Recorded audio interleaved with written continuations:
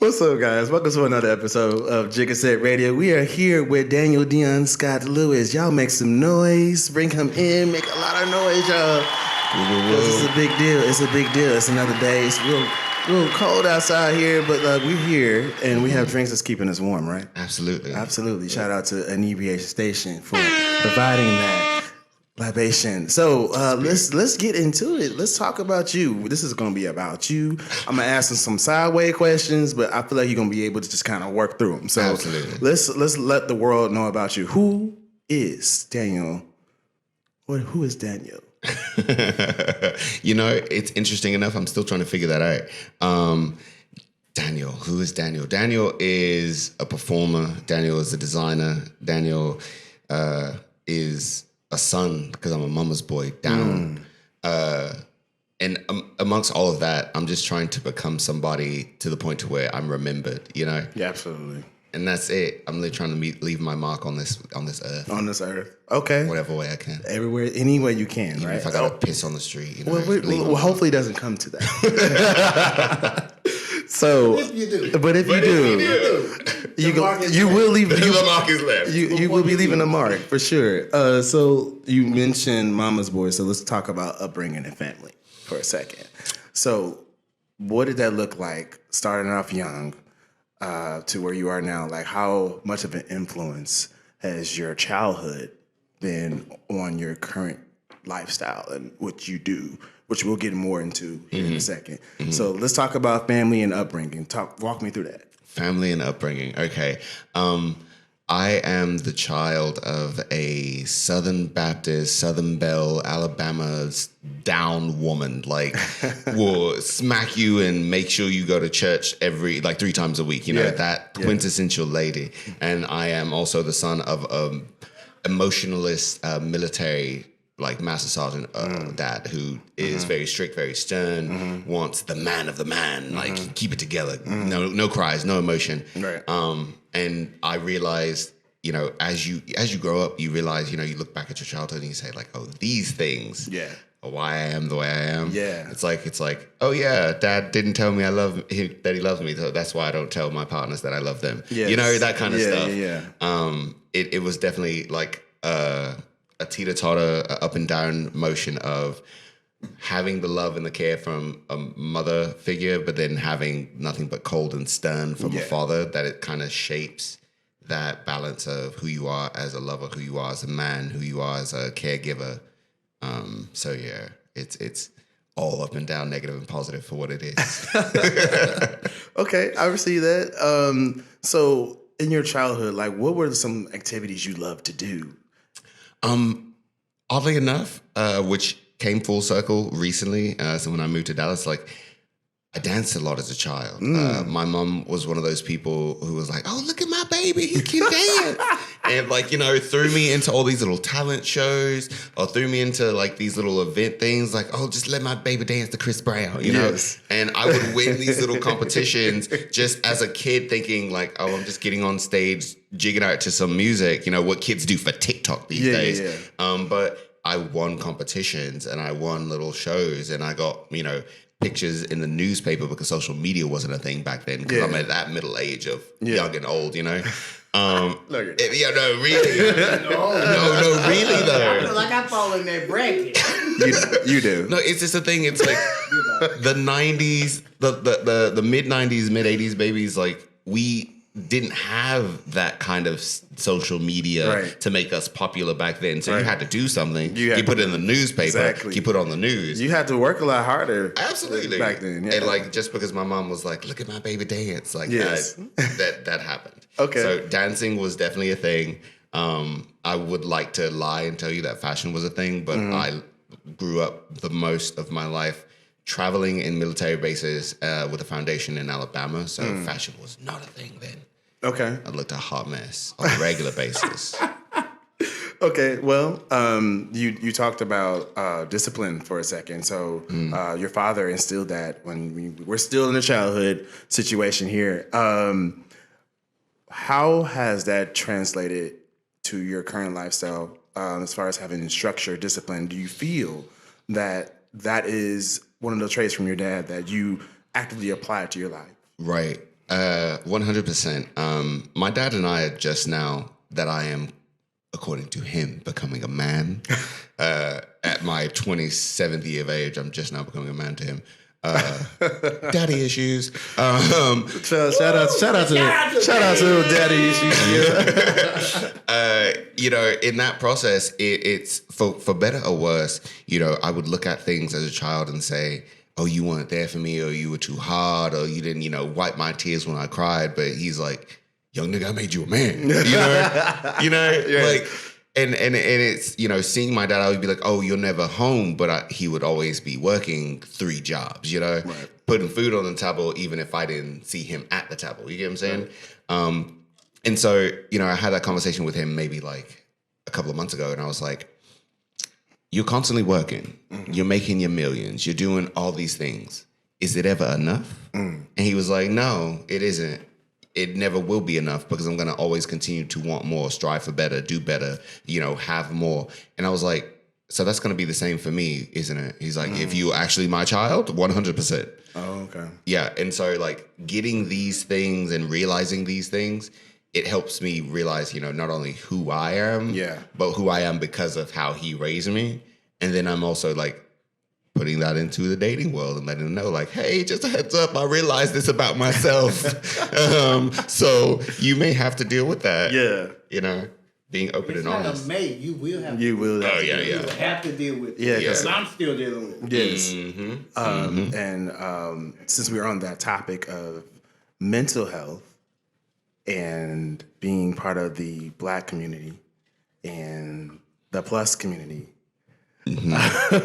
How important is it to be mentally sound, especially in the industry that you work in, where it's very fast moving, it's very fluid, dancing, fluid. Like, how important is it to be sound? Sound and mental stability is 1,000% necessary. We as entertainers, even in the world of drag to the world of fashion, like you put your product for people to judge, right? Whether it's a competition or whether it's on a runway or whether you're just like dancing around for dollars, you're putting yourself out there for people to judge. And if you can't take criticism, it shows down. People will quickly get into attitudes. They will quickly get into arguments. Some people get into fights depending on the venue and location where you're at. It's people don't learn how to become losers, and they don't learn how to grow from their losses. And that all comes from a place of mental stability. You have to know where you are, how you got there, and how you can move forward. Exactly. And if you can't take criticism, then it all fails. It all falters.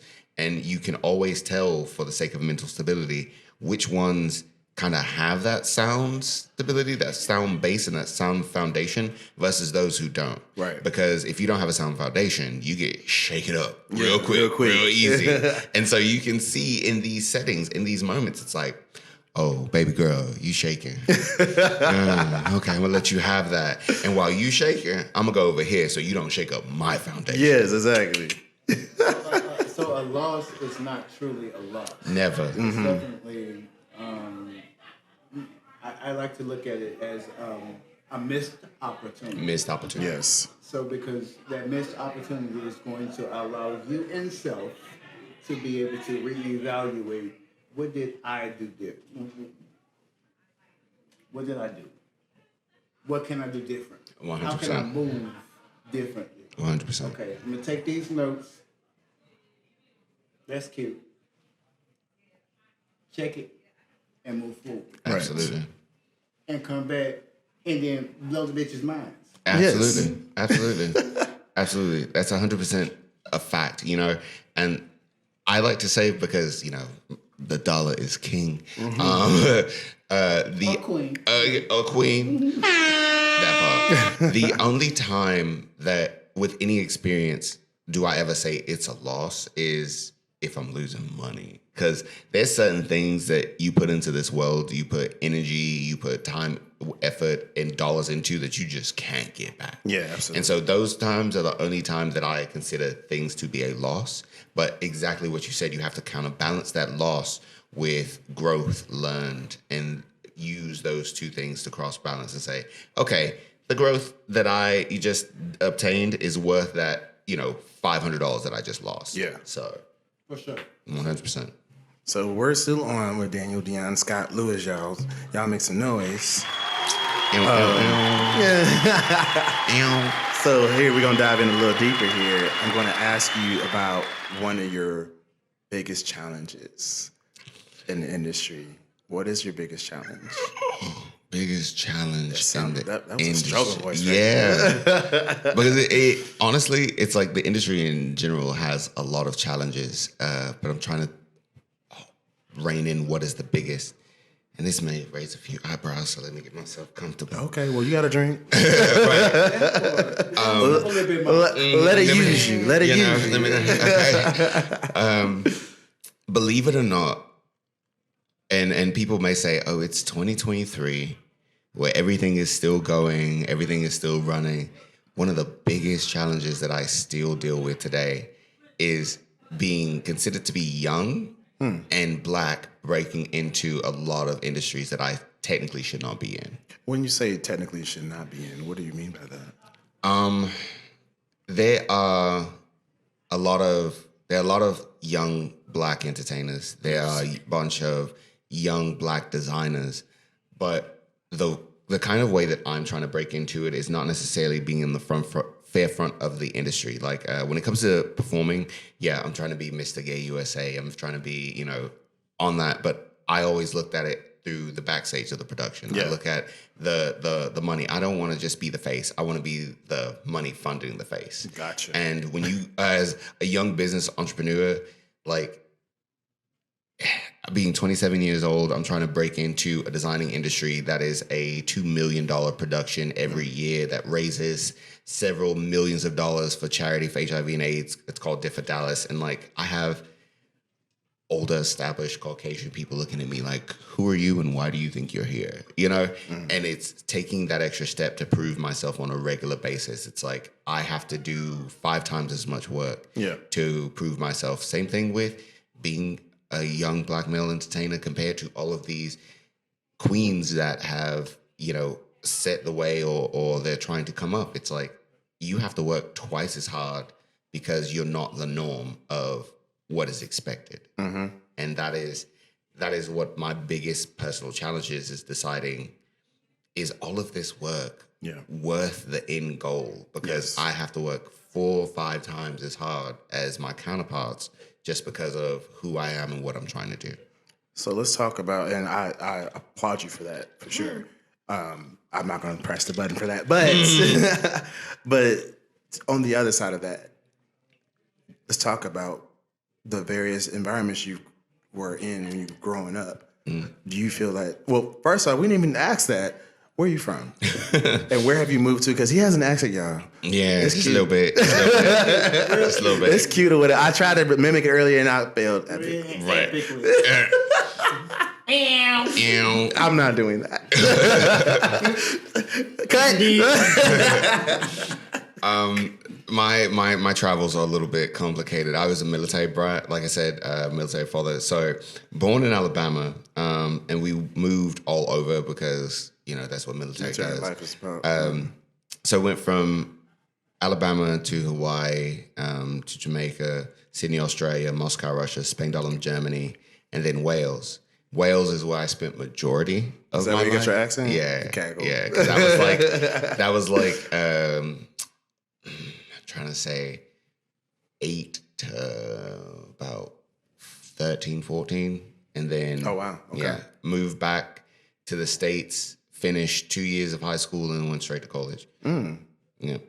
So you're pretty diverse. Like you have an immense amount of cultural experiences that you bring to the industry. So do you feel like, is there any proud? We talked about the low moments. Let's talk about the proud moments, the high moments. Yeah. Is there anything from your cultural experiences that you were able to bring and stand out? Because you said earlier that you have to work 5 times as hard. Right. Is there any one defining moment that you have that you feel like, if I hadn't moved around being a military brat, living in all these different places, I would not have been able to bring this to this table at this moment. Honestly, it kind of almost goes back to the whole like upbringing that you asked earlier with, you know, my parents and that part, and like the disciplines and stuff that my father distilled in me and such, like to make it go full circle. How I said earlier, like there was no fashion in Alabama when I was little. Like I looked a hot mess. Like I was wearing like cowboy boots, camo shorts, and a Hawaiian shirt. Like I looked confused. If it wasn't for my travels, if it wasn't for seeing all the things and doing all the things, and oddly enough, I have to thank my mom because, you know, she's like, if I never divorced your daddy, we wouldn't have moved. Like, you know. Why do Alabama say that? Right. So like, Why did you try to guilt trip us? Exactly. They had something to do with it. 100%. Like it was a thing because like when I came back to Alabama, once my mom and dad finally split, it was a situation of like, and I'm in no shade to anybody in any states. It was just like at that point I had experienced more than my own family. My mom has 14 brothers and sisters. Wow. I had traveled, some of which who had never traveled outside of the state of Alabama. Wow. So as a young kid coming back in like 14, 15, and I had traveled the world almost, they were looking at me like, who are you, little nigga? Like, we don't recognize you, Right. you know? Yeah. And so it opened my eyes to the point to where I looked at fashion different. I look at the way, you know, I mean, I hate to say it, but like I looked at sex different. I mean, yeah, I was a young kid, things happened, so on and so forth. But like as a 14-year-old, I had different views on everything than majority of the adults who were only centrally located to that one area. Like it made me realize like, yeah, this ain't the place for me. Yes. I was there for maybe like 2 years finishing high school, and I directly moved straight to Atlanta. And I was like, I need a bigger city than this. Because I've seen the world, and right now Alabama ain't too it. small. It's given too small. In here. It is. And like, don't get me wrong, like there's, believe it or not, and I always, no matter where I've gone for my fashions, where it was New York Fashion Week, Paris Fashion Week, helping people in London, doing some of the largest fashion shows here in Dallas, I always give a credit back to Alabama because even though the fashion scene may not be as big as we think it is, there's like 6 fashion shows a year in Alabama. Oh, really? 3 of which happen in Birmingham, 4 happen in Montgomery, Alabama. And there's designers who have gone to Fashion Week who say, I don't want to pay the rent in these big cities, so I'm gonna just run my small barrel here. Okay. And it pushed me to a further level to say, this is cute, but I want more. Yeah. You know, and it's a thing. So you paying homage to, of course, your hometown. Absolutely. And have you thought about doing anything there? Because you mentioned other designers and things. Have you thought about doing anything there? I did a couple of shows in Alabama, and I mean this with the way I could say it. Let me take another sip. I feel like, ooh, it's a cut in the future. It's a cut. And you can say it's because of my travels. You can say it's because of my creativity, or because I'm just a little bit crazy.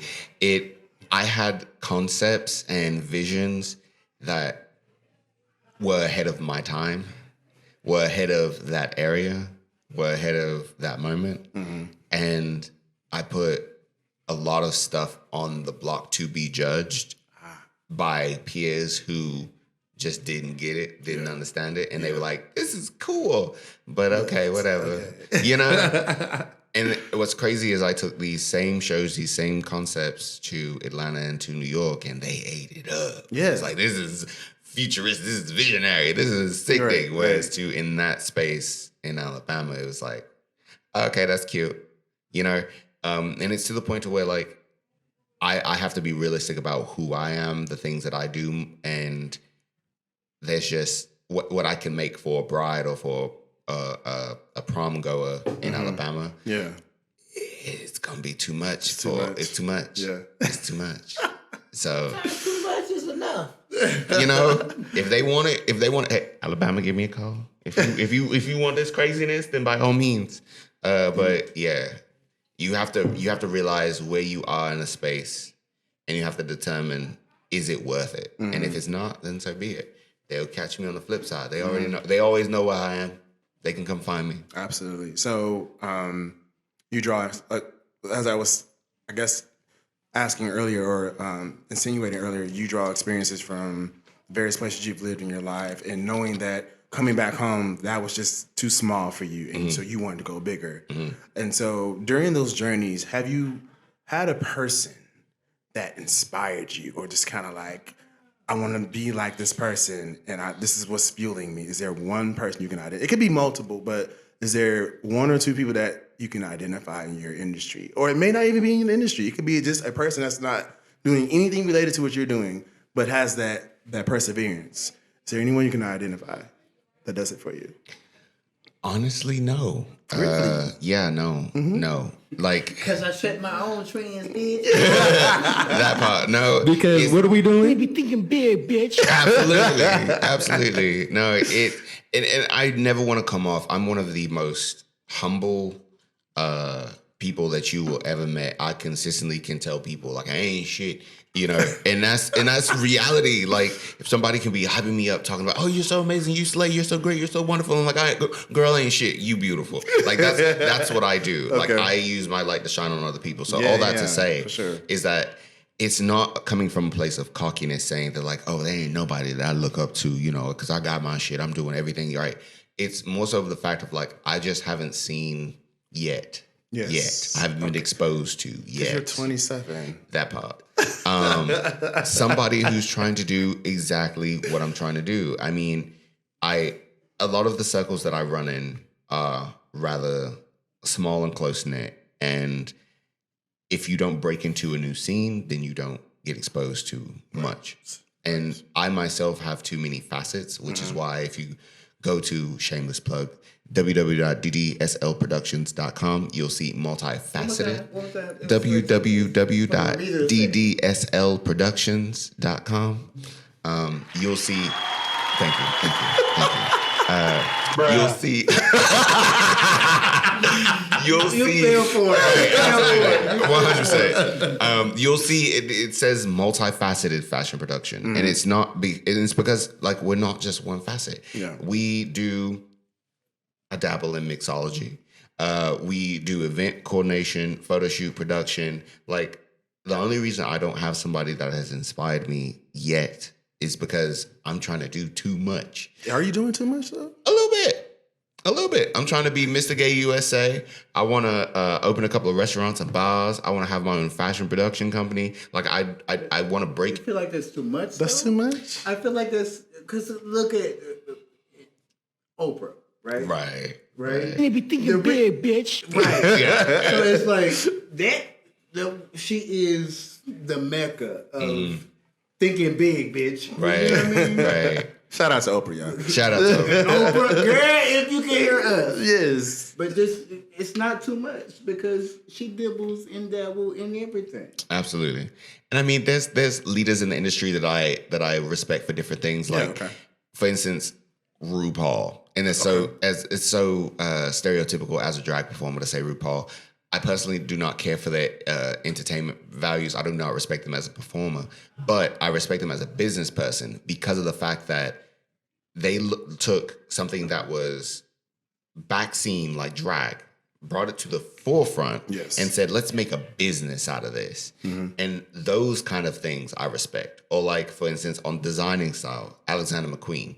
Alexander McQueen's designs were so wild and so big that he had to make them smaller for the masses. Right. So he starts off with these huge, big ideas, and then let me water this down so you basic bitches can actually understand it. Having the various experiences you've had in the industry, right? Having people, you're still young, right? You're not even at the 30 threshold. You don't even know what 30 looks like for you. Like, because I've been there I've been in the 30 industry for 5 years now. So I like that, the 30 industry. That's dope. I literally just made that up. It's cool. Coin that phrase. Yes, I will. So, what would you say? And it's not weird asking this question, but it's not based on age. It's based on experience. You know, you've lived a life. You've traveled the world. And you even said earlier, like, you view certain things differently because you have been other places. So as a person trying to break into the industry, what would you say to them? What advice would you give them?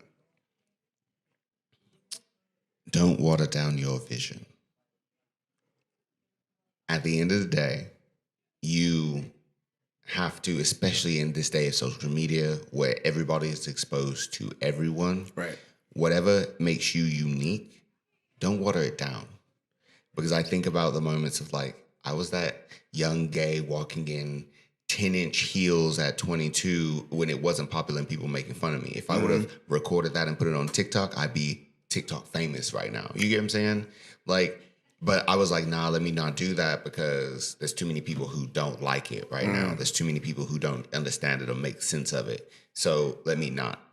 And because of that, that's one avenue or one field that I just lost millions of followers on because now it's basic people who don't walk in heels half as high as I can or half as good as I can doing the same thing on TikTok and they're getting blown up. Right. To the point to where my mom even called me saying, you should have been wearing heels. I'm like, was it not you that was saying I shouldn't be doing this on social media? Ma'am. So the advice that I'm going to give is like, do not water yourself down for anybody except if they're paying your bills. If they're paying your bills and you relying on somebody else, then yeah. Nah, bro. No, like, and that's because that's the advice that I will give anybody trying to come up in the industry from business to like fashion to whatever. Whether you're creative or whether it's something that you're presenting to the world, don't water down what you have, except for somebody else is paying your bills. Because that's the same thing that I tell people that are trying to come out of the closet. I have a lot of young people that follow me from Alabama, from, my outskirts of Atlanta that will say like, oh, I, have very super religious parents. I don't know how to come out of the closet. Yeah. What should I do? And I'm like, if they're still paying your bills, if you're still relying on them, keep it under wraps, son. Yeah. Like, I hate to tell you to stay in the closet, but right now you're not financially independent. You're not stable. Once you get stable, say F them, do what they want, love me or leave me. And if they leave you, fuck them. yeah, fuck them. Fuck them. Like, if they don't support you or what you do, then guess what? You can still eat. You can still have a roof over your head. You can still do what you need to do. You can still be safe. Still be safe. And that's very important. Safe in the community. Especially in the plus community. Absolutely. I roll my eyes because it's roll it again. Trump is founded. I had came with the term in a previous podcast, the plus community, because I Once you're off camera. yes, but you mentioned support, and you also mentioned earlier about having a close circle. How important is that? Because as we and it's great that you're saying this because you're young. And like if you tune in, I wish I tuned into it a little earlier because my life would probably be different right now. Right. But how important is that to be able to surround yourself with the right people to support, lift you up? Because I'm assuming that this. It was Yeah. Listen. You say, Linda, listen. It sounds like you had your trials and tribulations. You had to go through some stuff to get to where you are now. Beyond. Like, as a young individual, especially being as different as I was compared to my surroundings. And then honestly, and then people are like, oh, you're world travel, like you've been everywhere. Like that means nothing because there's basic people in London, there's basic people in Sydney, there's basic people in Hawaii. That basic is basic. Right. You're only you and unique if you are you and you unique. Exactly. You get what I'm saying? Like say that again, because you say that too fast. Like basic people are everywhere. It doesn't matter what part of the world you are in. You are only unique if you are unique. Exactly. Period. I need one of those. Period. Period. So, I mean, with that being said, it's like you have so many people, and that's a common thing, that you have people telling you how you should do something when they've never done it before. Like, baby, you've never seen what I've done. You have never imagined what I can do. Right. Therefore, how are you going to tell me how I should do it? Right. Having a close circle and people that you can actually trust can make or break completely, especially when it comes to young creatives. It doesn't matter what industry you're in. If you're creative, your mental is what creates. It's what facilitates the things that you do. Therefore, if you have people in your ear bugging you about random things that have nothing to do with you or pulling you down because they're crab in a barrel mentality or whatever it is, it can disrupt your mental. It can disrupt your creative process. And then that destroys what you are, what you have to present. Right. I learned at a very young age, and I think it was because of the fact that I was removed from so many of my family members, that when I came back, it was like, oh, y'all ain't on the same frequency that I am. You're not trying to put into me as much as I need. Therefore, get out. Yeah. Like if I was around my family more, the extended, not, mom, brothers, sisters, I'm talking about like the cousins, the aunties, the uncles, the so-and-so. Like if I was around them more, then I maybe would have had a little bit of a connection of, oh, blood is thicker than water and I'm gonna stick around because they my family and I'm gonna stick beside them, type stuff. But because I was removed, it was like, nah, auntie, nene, and cousin, boo-boo, y'all can stay over there. I'm good. Right. I'm good. You're not adding to my mental. You're not adding to... Not pouring into me the way I need you. Exactly. Yeah. Therefore, what is it for? Right. Why? Right. Why do I keep you around? Yeah. I have no reason. So dismiss yourself. Yes. Or I'll dismiss you. And when it comes to the fact of... It was kind of like a... Yeah. Gut wrenches, stab in the throat. Like, ooh, I'm dead now. Okay. It's like, I hate that for you, but at the end of the day, like, people have to understand nobody's going to look out for you the way you look out for you. Yeah, absolutely. And some of us are lucky enough to experience a certain kind of love from another that they put themselves second to you. Mm-hmm. And when you experience that kind of love, then it's like, oh, this is what it looks like. Yeah. This is nice. Yes. Or you find friends that like say, I see your vision. I see your goal. I'm going to take a step back a little bit and I'm going to put you first for this moment. And then when the favor comes around, you put me first. Lift each and other we up. grow each other. But it's too many people that like, all they worry about is themselves or their problems. We all have that one friend that is always something wrong going on. Always something, they boyfriends, daddies, mamas, uncles, this and that and third. And I'm like, baby, you can stay over there with that. Mm-hmm. Like, you have to control your mental. You have to control your circle. Otherwise, it gets too big and that circle becomes obtuse and don't nothing make sense no more. Come on, obtuse. I'm here for that. It's a big word. It's a big word. It's not a big word. It's just American people. Oh. and that's the biggest thing that I've learned is because there's a difference between a friend, a best friend, and an associate. Oh yes. Someone quickly is like, oh, that's my friend. I know him. Oh my God. I'm like, I don't even know your name. I don't. You're a fan, honey. Yes. But I will never tell somebody that. Like, I will never tell somebody that. Like, even though I know it up here, only those 4 people in the circle will be like, no, that's not my friend. They're barely an associate. They know me, but I don't know them. Right. Like, and there's nothing negative. It's just being real. And what I've learned, especially being in UK and working a lot in London and New York, is that not everybody can handle directness, crass, open honesty. Yes. Like, I'm not trying to hurt your feelings. I'm just laying out facts. And if you can't handle that fact, I'm just, okay, girl, it's cute. Yeah, wonderful. I love that for you. And I'm going to tiptoe on back this way. And that's the importance of having boundaries. Absolutely. Boundaries down. And to break it full circle is when you have that small circle, you have those people that you can truly rely on, who you can be yourself around. Like, my circle consists of maybe 7 people. Okay. If that.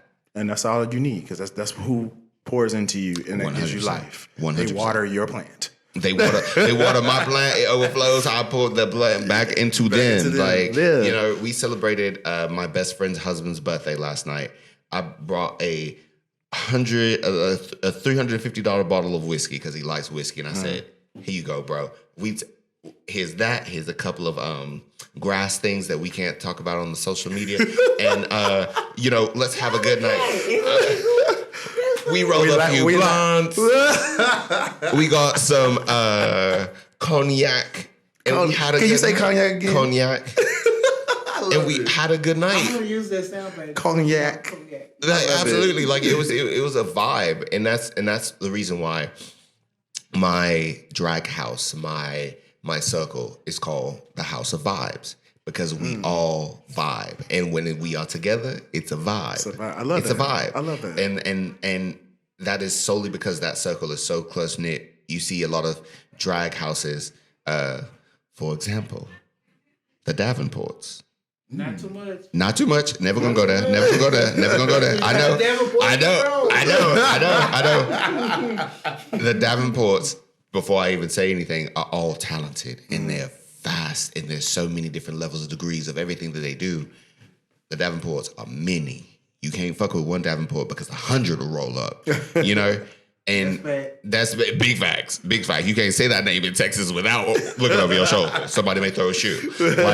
But with that being said, that's the difference between a Davenport house and the house that I'm trying to create is that the Davenports, they have a little bit more of a welcoming hand. They will allow anybody that will have talent, that has growth, that has potential. I myself is a little bit different. Mm-hmm. I want someone who is going to be a mental, have that level of mental of growing not only themselves, but everyone around them. Gotcha. The vibes, we are a little bit more exclusive solely because of the fact that if we can't get along 100% of the time, because not everybody gets along 100% of the time, but like if there's a little bit of a rah-rah, let's go ahead and squash let's squash this. Yeah.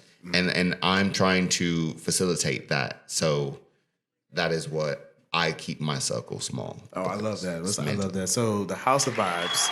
And so you talked us through that and like talk through what you're working on right now. What's in the future, present, future for Daniel? For Daniel.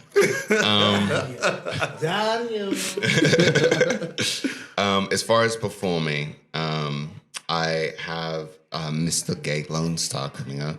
At the beginning of March, I'll be competing to be Mr. Gay Lone Star, and that'll be a regional, so that way I can then compete to be Mr. Gay USA. Nice. Okay. What I've learned since I've moved to Texas is in the performing world, you ain't shit without a title. Okay. You're an aspiring queen. You're coming up in the ranks. You're a baby performer until you get a title. Gotcha. When you get a title, then you're somebody. So I'm just trying to become somebody. Gotcha. So they can put a little respect on all four of my names. Respect. On all four of my names. All four. Okay. With a K. Respect. Okay. Respect. Shout out to Hooked on Phonics. Not Hooked on Phonics. But yes. Are they still around? Yeah, they are. They don't make as much money. Don't pray about it. Yeah, absolutely. Absolutely. No, I'm trying to get a little respect to be put on my name. Okay.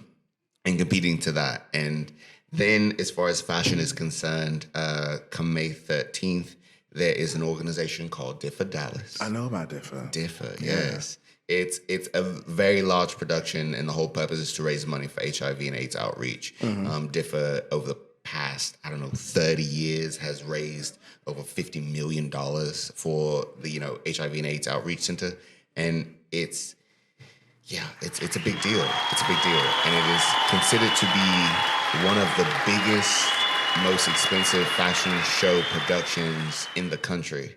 And I have been just named the costume director over the entire show. Nice. I guess the class were a little too soon. It's funny that you say that because I sit on the board. You on everybody's board. Well, Pray about it. I'm gonna get a soundbite for that too. What? Yeah, like I'm working directly under Rhonda Sargent Chambers, and she Shout out to Rhonda. Yeah, shout out to Rhonda because she, putting a brother on. I appreciate you, girl. Made me the costume director, and I'm having the opportunity to work with a lot of major designers, great industry of people, and it's all for an amazing cause. Okay. Well, that is amazing. I'm so glad to hear that you're part of the Differ realm. I came into knowing about it probably about my third year living here in Dallas. I've been here for 8.5 years, so going on 9. Ooh, we gonna wrap this up because production getting real cranky. So, guys, how can they follow you? You can find me on Instagram and Facebook under Daniel Dion Scott Lewis. It's you put the whole name in there. Yeah, You was absolutely. not playing. Whole thing. No acronyms. DANIELDEONSCOTT. And by the time you put all that, Lewis will pop up. You'll find it. Exactly. And for the fashion production, you can type in DDSL, as in Daniel Dion Scott Lewis, DDSL Productions with an S. That'll be the website, that's the email, that's the Facebook, all of it. It's all linked, so you can find me there. Well, thank you for that. Y'all make some noise for DDSL. Daniel Dion Scott Lewis. I did. Thank you for coming on the show. I had an amazing time with you, and you'll be around more often because we're going to bring you back to the show. You're going to tell us about what you got going on and keep the people woke. Absolutely. Because we don't like sleeping. We don't like sleeping. We got boogers in our eyes. Shout out to boogers.